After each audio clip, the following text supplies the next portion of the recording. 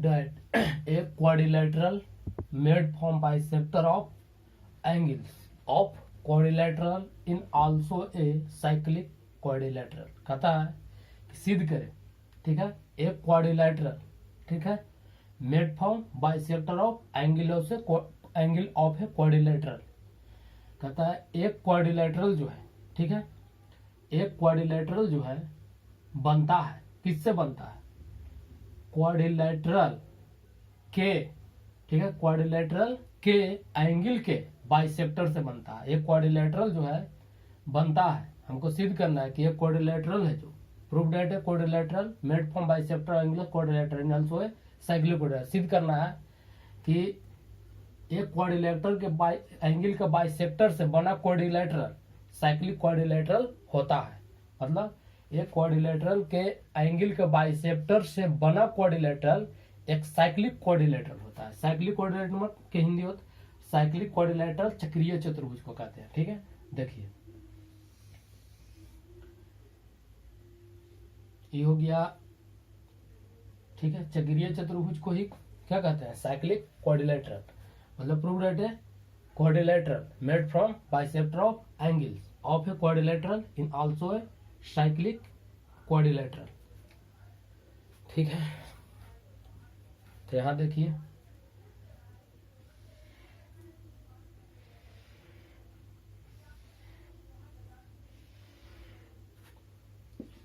ए B C D, ठीक है, ए B C D. और कहता है कि इसके जो एंगल है उसके बाइसेक्टर, मान लीजिए इसके बाइसेक्टर और इसके बाइसेक्टर, ठीक है, ये दोनों के बाइसेक्टर, ठीक है, दोनों के जो क्या कहता है बाइसेक्टर, और इसके बाइसेक्टर, थोड़ा सा अच्छा से फिगर बना देते हैं। ये हो गया ये दोनों का बाइसेक्टर, और इधर हो गया ये दोनों का बाइसेक्टर, ठीक है। ये हो गया पी क्यू आर एस। यहां मान लेते हैं कि ए बी सी डी, देखिए A B C D is A B C D cyclic quadrilateral, ठीक है, साइक्लिक क्वाड्रिलेटरल, ठीक है। एबीसीडी क्या है? साइक्लिक क्वाड्रिलेटरल है। एंड इसमें and PD PC A Q और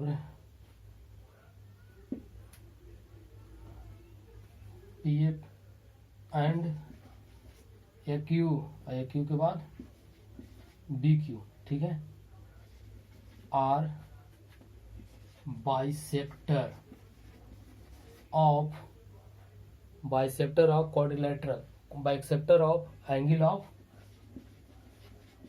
एंगल्स ऑफ क्वाड्रिलेटरल, ठीक है, angles of quadrilateral.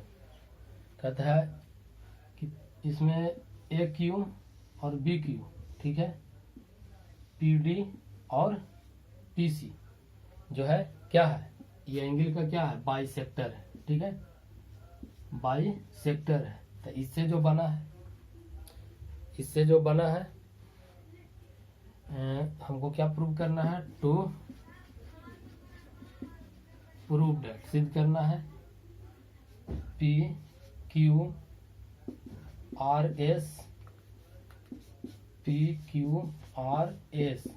Is a cyclic quadrilateral,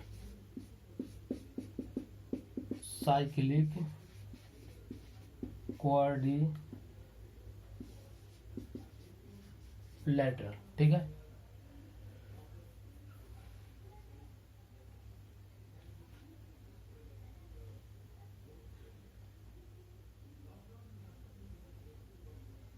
cyclic quadrilateral हमको क्या करना है, प्रूव करना है। तो उसके बाद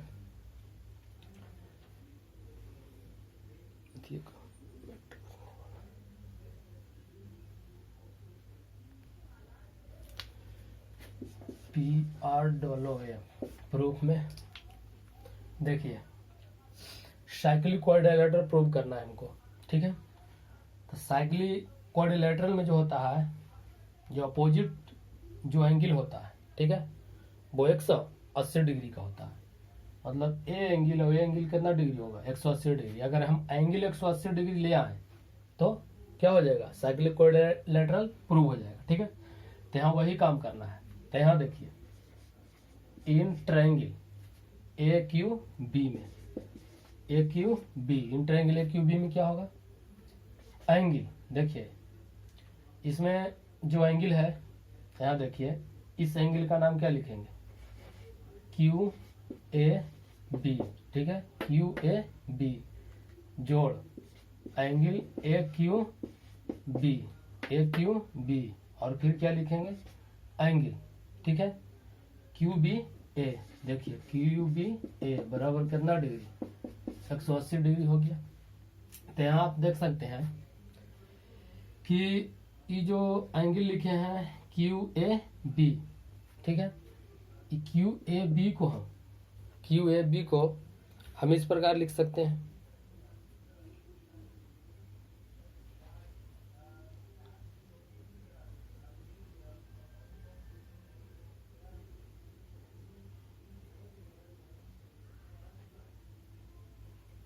देखिए QAB को काहे कि QAB जो है क्या है, A और A आपस में बराबर है, और हम इसको लिख सकते हैं QAB को क्या,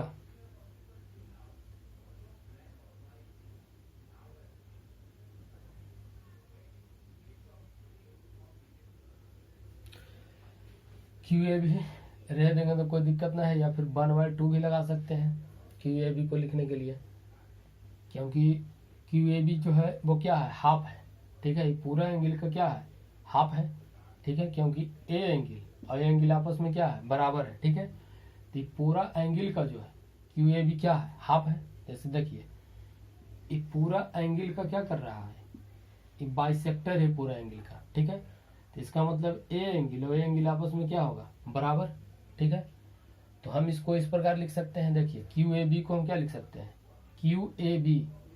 QAB को हम लिख सकते हैं, देखिए QAB को हम इस प्रकार लिख सकते हैं 1/2 एंगल DAB लिख सकते हैं, एंगल AQB लिख सकते हैं, एंगल QBA बराबर कितना डिग्री, 180 डिग्री लिख सकते हैं, ठीक है। अब यहाँ देखिए, अब यहाँ क्या करेंगे, अब यहाँ हम इस प्रकार फिर इन ट्रायंगल DPC, देखिए DPC में चलते हैं, इन ट्रायंगल DPC में, ठीक है। तो DPC में देखिए क्या होगा, DPC में तो हम DPC में लिख सकते हैं, देखिए एंगल, यहाँ पर तो जगह नहीं है, यहाँ पर लिखते हैं नीचे, देखिए इन ट्रायंगल DPC, देखिए DPC में हम लिख सकते हैं क्या, एंगल PDC और एंगल PCD और जोड़ प्लस कर देंगे PDC और लिख सकते हैं DPC बराबर कितना, 180 डिग्री। इक्वेशन 2 हो गया। अब देखिए यहाँ PDC, देखिए PDC, ठीक है। अच्छा थोड़ा सा यहाँ पर और चेंज करना था, यहाँ जो था क्या था QBA, इसमें आए थे तो AQB, ठीक है, AQB तो 1/2 DAB लिख दिए, 1/2 DAB और ई जो एंगल है AB पूरा का क्या है, हाफ है। तो AB जो ABQ था उसको हम इस प्रकार लिख सकते हैं, ABQ को देखिए यहाँ इस प्रकार हम लिख सकते हैं 1/2, ठीक है। ABC लिख सकते हैं, ABC लिख सकते हैं, 1/2 ABC लिख सकते हैं, क्योंकि ABQ जो है, देखिए ABQ जो है, ठीक है, ABQ जो है पूरा का क्या है, हाफ है, तो ABQ के 1/2 ABC लिख सकते हैं।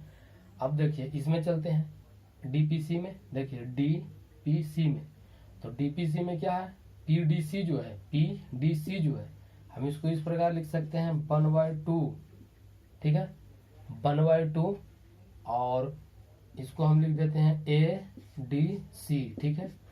और PDC जो है, PDC को क्या लिख सकते हैं, PCD को, PCD, ये भी क्या हाफ है, तो इसको हम पूरा करके इस प्रकार लिख सकते हैं, एंगल BCD लिख सकते हैं, ठीक है, और प्लस एंगल DPC, देखिए DPC बराबर कितना डिग्री, 180 डिग्री। अच्छा एक मिनट, आप एक चीज देखिए कि DAB जो है हाफ लिखे हैं, देखिए DAB हाफ लिखे हैं, तो इसको हम शॉर्ट में 1/, एंगल A भी तो लिख सकते हैं, ठीक है, शॉर्ट में AQB, और ABC को हम शॉर्ट में 1/2 एंगल B भी तो लिख सकते हैं, क्योंकि शॉर्ट में लिख दिए, काहे कि ई जो एंगल है DAB, देखिए DAB जो है ये क्या है, पूरा एंगल का आधा है, तो हम सिर्फ एंगल बीच में जो एंगल A है उसी को खाली लिख देते हैं, दूसरा भागा दे देते हैं।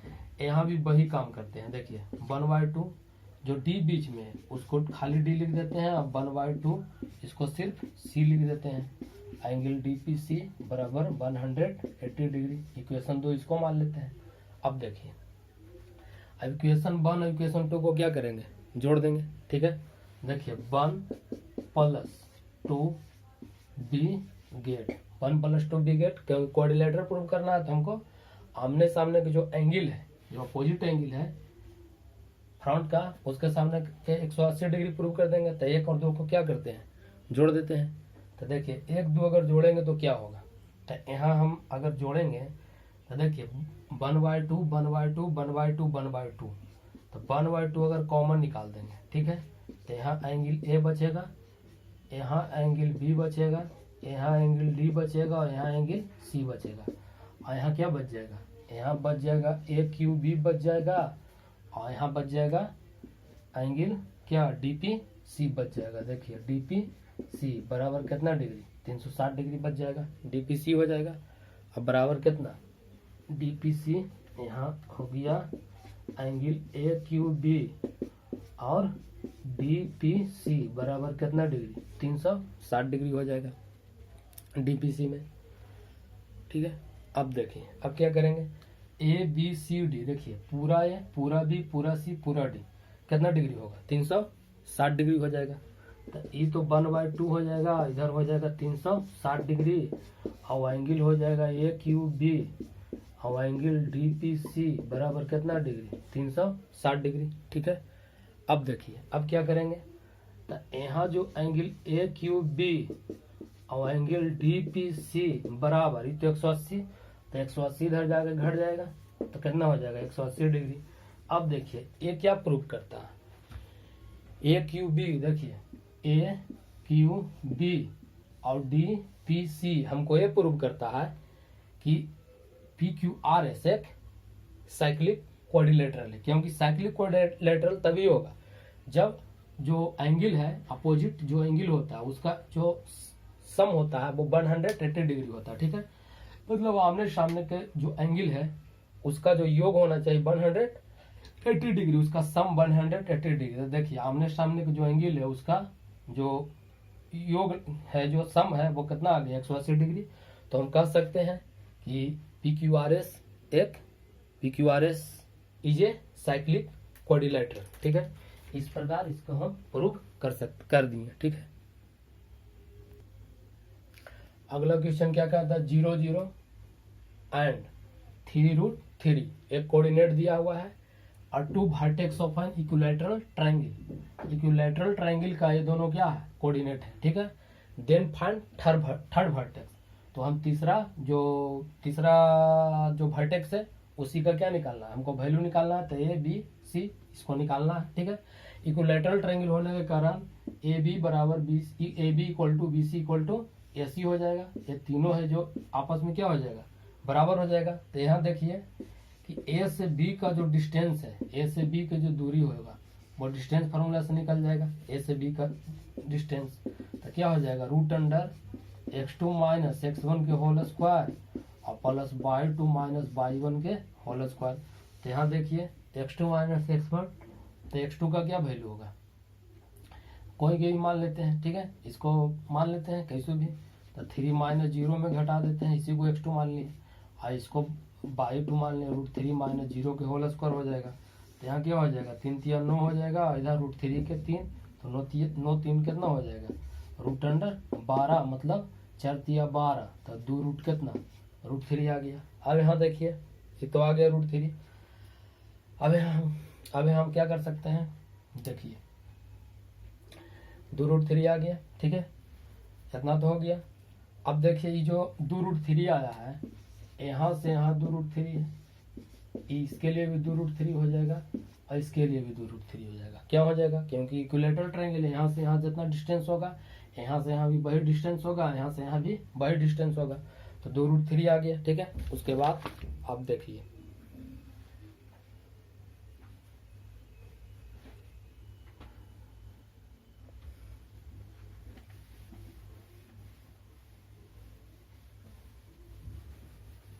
अब देख सकते हैं आप, देखिए यहाँ जो होगा क्या होगा, ए से सी अगर निकालेंगे तो ए से सी क्या हो जाएगा, रूट अंडर एक्स माइनस 0 के होल स्क्वायर और वाई माइनस 0 के होल स्क्वायर, ठीक है। ए से सी का वैल्यू कितना था, 2 रूट 3 था। यहाँ हो गया हमको क्या, एक्स स्क्वायर जोड़ वाई स्क्वायर, ठीक है। तो आप यहाँ देख सकते हैं, अगर दोनों तरफ स्क्वायर कर देंगे, स्क्वायरिंग ऑन बोथ साइड्स, अगर दोनों तरफ स्क्वायर कर दिए तो क्या हो जाएगा, यहाँ 12 हो जाएगा, यहाँ एक्स स्क्वायर जोड़ वाई स्क्वायर हो जाएगा। अब देखिए यहाँ पर एक्स स्क्वायर जोड़ क्या हो जाएगा, वाई स्क्वायर इक्वल टू 12 हो जाएगा। हमको क्या निकालना है, वैल्यू निकालना है, एक्स और वाई का वैल्यू निकालना है, ठीक है। तो यहाँ हम इस प्रकार कर सकते हैं, इसको तो सॉल्यूशन कर नहीं सकते हैं क्योंकि एक्स और वाई दो अलग अलग राशि है। तो देखिए अगर हम मान लेते हैं एक्स बराबर 0, क्या मान लिए, एक्स बराबर 0 अगर मान लिए, ठीक है, अगर एक्स बराबर हम 0 मान लेंगे, ठीक, तो वाई स्क्वायर बराबर क्या हो जाएगा, 12, तो वाई बराबर क्या हो जाएगा, इसका जो निकलेगा वो क्या निकलेगा, 2 रूट 3 प्लस माइनस 2 रूट 3 हो जाएगा, ठीक है। तो यहाँ तो एक कोऑर्डिनेट निकल गया हमको, जो कोऑर्डिनेट हो गया वो सी का क्या था, एक्स वाई था। तो यहाँ जो हो गया क्या हो जाएगा, एक्स एक मतलब एक वैल्यू हो जाएगा क्या, 0, एक वैल्यू हो जाएगा 2 रूट 3 हो जाएगा, ठीक है, क्योंकि एक वैल्यू 0 हो जाएगा, एक वैल्यू क्या हो जाएगा 2 रूट 3। और भी वैल्यू अगर पुट होता है तो और भी पुट कर सकते हैं। अगर मान लीजिए कि यहाँ पर कितना रख देते हैं, 1 रख देंगे, तो 1 रख देंगे तो 11 रूट 11 आ जाएगा, ठीक है। अगर मान लीजिए कि यहाँ 1 रखेंगे तो यहाँ रूट 11, अगर मान लीजिए कि यहाँ 1 रखेंगे यहाँ हो जाएगा रूट 11, तो दोनों के बीच का जो होना चाहिए वो 2 रूट 3 आ जाना चाहिए। तो देखते हैं, अगर हो जाएगा 2 दूनी 4, नहीं टूट पाएगा, ठीक है, मतलब ये वैल्यू नहीं होगा। तो एक ही वैल्यू लेके चलते, एक्स 0 माने तो वाई बराबर क्या आ गया इतना, तो इसका जो वर्टेक्स हो गया कितना, 0 प्लस माइनस 2 रूट 3, यही इसका क्या हो गया, वर्टेक्स हो गया, 0 प्लस माइनस 2 रूट 3 आ गया, ये आपका आंसर आ गया, ठीक है, यही इसका वर्टेक्स हो गया। इस प्रकार इसको बना सकते हैं। और भी हो सकता है वर्टेक्स, अगर और कोई वैल्यू पुट कर देंगे तो 12 के बराबर आ जाएगा तो हो जाएगा, ठीक है। अगर मान लिया जाए कि क्या पुट करें, बस रह दीजिए, यही आपका आंसर हो गया। 10 पुट कर लिया, वाई के वैल्यू आ गया, यही क्या हो गया, इसका वर्टेक्स हो गया, मतलब 0 और प्लस माइनस 2 रूट 3 हो गया। अगर हम 3 पुट कर देते हैं, 3, तो 3 क्या हो जाएगा कितना, 3 तिया 9। अब वाई बराबर अगर हमको 12 लाना है, अगर 1 0 पुट कर दिए और बाई और रूट थ्री, अगर एक्स के जगह पर अगर 3 पुट कर देते हैं तो 3 तिया 9, और इसको जगह पर रूट थ्री पुट कर तो 12 आ जाएगा। ठीक है, एक वर्टेक्स और भी आप निकाल सकते हैं। ठीक है, ऐसे भी कर सकते हैं, अगर एक्स के वैल्यू क्या पुट कर दीजिए 3, तो 3 तिया 9 हो जाएगा। ठीक है, अब बाई के वैल्यू क्या पुट कर दीजिए, बाई के वैल्यू माइनस या plus, minus plus minus root three put कर दीजिए। ठीक है, तो 3 तिया 9, 9 3 12, और यहाँ जो है इसका जो वर्ग है वो 12 हो जाएगा। तो एक वर्टेक्स आ सकता है इसका आ जाएगा 3 और प्लस माइनस रूट थ्री, ये भी इसका एक क्या होगा, वर्टेक्स हो जाएगा। ठीक है,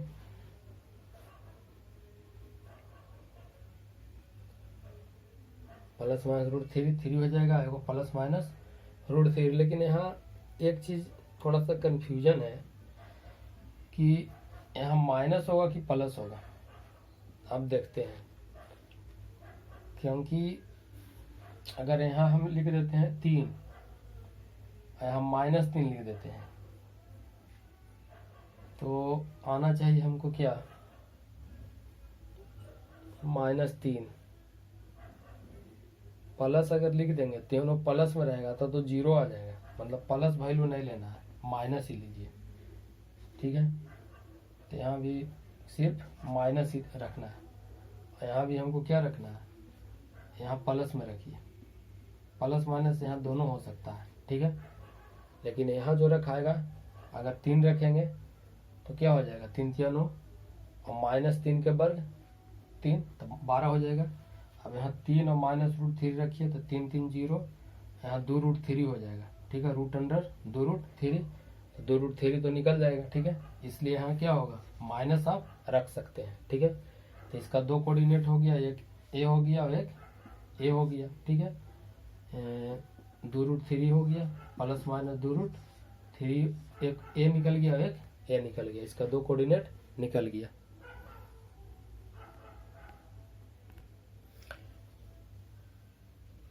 यहाँ कह रहा है if mid points of A sides of A triangle is, देखिए एक ट्रायंगल है। ठीक है, ए हो गया ए हो गया बी, ए हो गया सी। ठीक है, if mid points of side of A triangle is 1 2 0 -1 and 2 -1 है, मतलब एक ट्रायंगल का जो साइड का मिड पॉइंट दिया हुआ है। ठीक है, मान लीजिए कि इस साइड का मिड पॉइंट 1 2 हो गया, इस साइड का मिड पॉइंट क्या हो गया 0 -1, और इस साइड का मिड पॉइंट 2 -1 हो गया। ठीक है, मिड पॉइंट दिया हुआ है। ठीक है, मतलब कहता है कि mid point of sides of A triangle is इतना जो दिया हुआ है, मतलब एक ट्रायंगल के जो साइड है उसका मिड पॉइंट हमको क्या है मालूम है। देखिए एक ट्रायंगल के जो साइड है उसका मिड पॉइंट क्या है हमें, देखिए एक ट्रायंगल के जो साइड है उसका मिड पॉइंट मालूम है। ठीक है, तो बाकी का क्या निकालना है, वर्टेक्स निकालना है। तो इसको मान लेते हैं x1, इसको मान लेते हैं y1, इसको मान लेते हैं x2, इसको मान लेते हैं y2, और इसको x3, और इसको मान लेते हैं क्या y3। तो यहाँ आप देख सकते हैं कि a जो है इसको मान लेते हैं d e f। ठीक है, ये d जो है, ये d जो है BC का क्या है मिड पॉइंट है। ठीक है, देखिए d is mid point of BC, BC का क्या है मिड पॉइंट है। ठीक है, तो जब मिड पॉइंट होता है तो सेक्शन फार्मूला से क्या हम लोग जानते हैं, x2 जोड़ x2 plus x3 by 2 plus, ठीक है प्लस नहीं कॉमा, बाई 2 जोड़ बाई 3 बाई 2, ठीक है, इक्वल टू 1 और 2, यही होता है सेक्शन फार्मूला। क्या कि जब मिड पॉइंट होता है तो एक एक रेशियो में बांटता है, तो एक एक 2 हो जाता है। ठीक है, तो x2 प्लस x3 बाई 2 और बाई 2 प्लस बाई 3 बाई 2 हो जाएगा। तो यहाँ क्या हो जाएगा x2 प्लस x3 क्या हो जाएगा, देखिए x2 जोड़ x3 बराबर हो जाएगा 2, इसको इक्वेशन 1 मान लेते हैं, और यहाँ जो हो जाएगा बाई 2 जोड़ बाई 3 बराबर 2 दूनी 4, 2 इंटू 2 4 हो जाएगा, बाई 2 प्लस बाई 3 4 हो गया, इक्वेशन ही क्या हो गया 2 हो गया। ठीक है, इसी प्रकार आप देखिए यहाँ भी इसी प्रकार कर सकते हैं। E is mid point of, ठीक है, क्या, ए बी का मिड पॉइंट है। तो देखिए 0 -1 जो है, ठीक है, यहाँ क्या हो जाएगा, x1 जोड़ x2, x1 plus x2 y2 हो जाएगा, और यहाँ हो जाएगा y1 प्लस y2 y क्या हो जाएगा, 2 हो जाएगा, ठीक है। तो यहाँ हो जाएगा x1 plus x2 equal to 0, equation 3। यहाँ हो जाएगा y1 y2 -2, इक्वेशन कितना हो गया, इक्वेशन 4 हो गया, ठीक है, 2 इक्वेशन हो गया।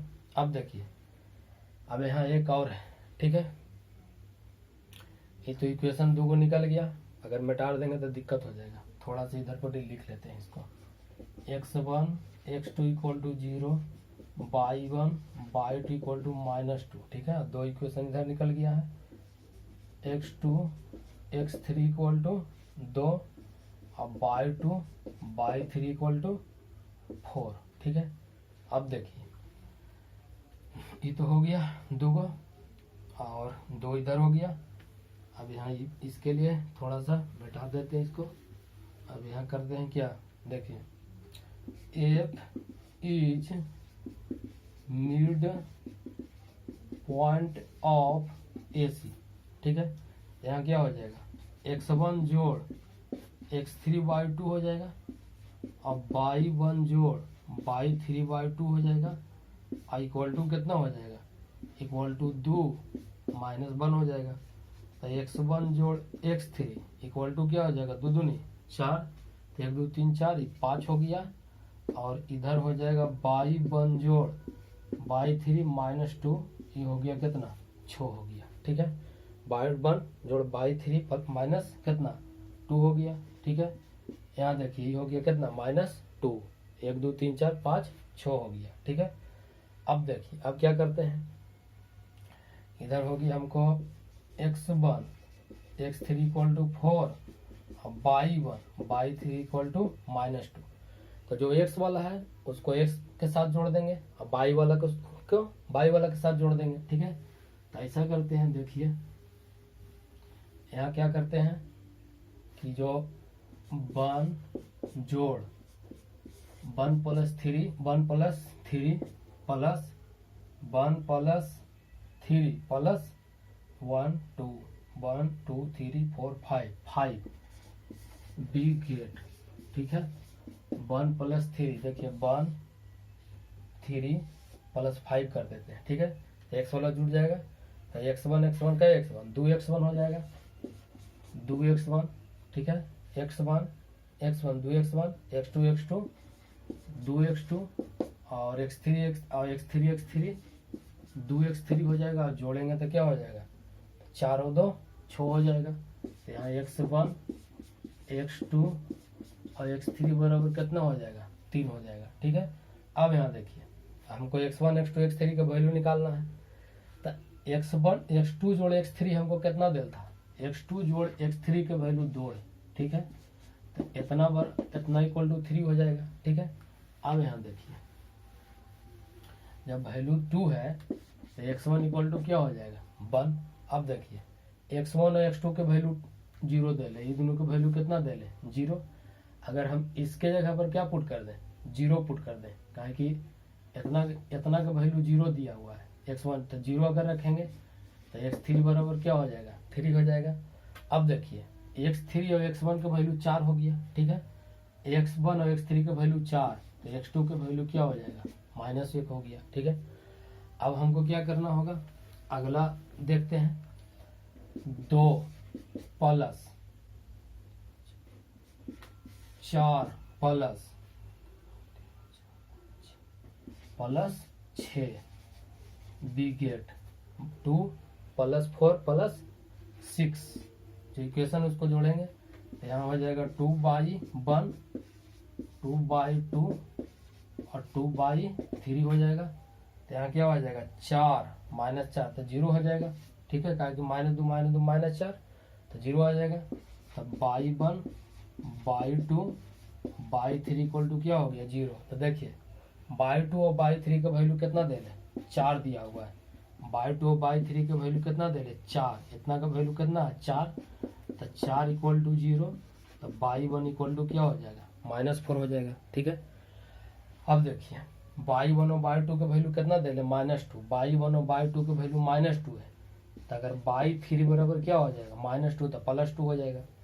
अब देखिए हमको निकालना है क्या y3, तो y3 क्या हो जाएगा -2, और अगर वैल्यू रख देंगे जैसे ही दोनों को जोड़ेंगे, ठीक है, y3 और y1 को जोड़ेंगे तो -2 आएगा, y1 और y3 ये दोनों मिलाकर -2 आएगा, उधर जाएगा तो क्या होगा +2 आ जाएगा। ठीक है, तो इस तरीका से हमको कोऑर्डिनेट क्या हो गया, हमको कोऑर्डिनेट इस तरीका से मिल गया। ठीक है, हमको जो कोऑर्डिनेट निकालना था उसका वैल्यू क्या हो गया, मिल गया। देखिए एक हम क्या माने थे x1 और y1, तो x1 के वैल्यू 1 है और y1 के वैल्यू कितना है -4 है।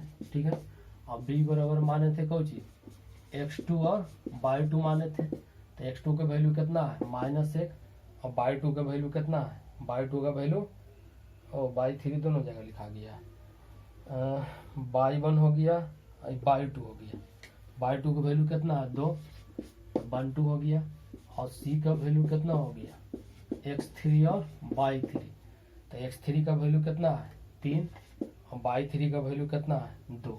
ठीक है, तो यही आपका क्या हो गया आंसर हो गया।